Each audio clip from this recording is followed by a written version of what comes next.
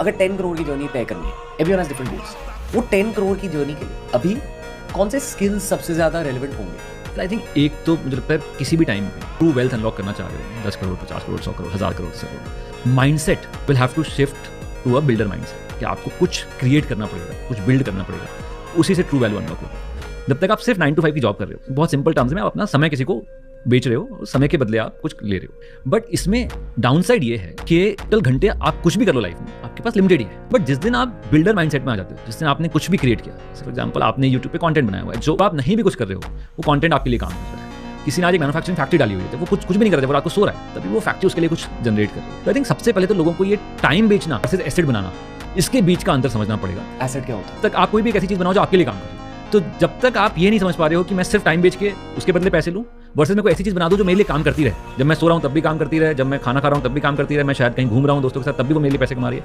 तब तक आप ट्रू वेल्थ, राइट, आप 50 करोड़ 100 करोड़ 1000 करोड़ 10 करोड़ उन चीज़ों पर नहीं पहुँच पाओगे। ये बहुत ही इंपॉर्टेंट है आज एक 20 साल के इंसान के लिए समझना कि सिर्फ टाइम बेचकर आप अनलॉक नहीं कर पाओगे बड़ी वेल्थ। सारी बड़ी वेल्थ कुछ बनाकर ही अनलॉक की जा सकती है। वो कुछ क्या बनाना है वो आप फिगर आउट करते रहें, उसमें टाइम लगेगा, वो शायद आप मल्टीपल चीज़ें बनाएंगे लाइफ में।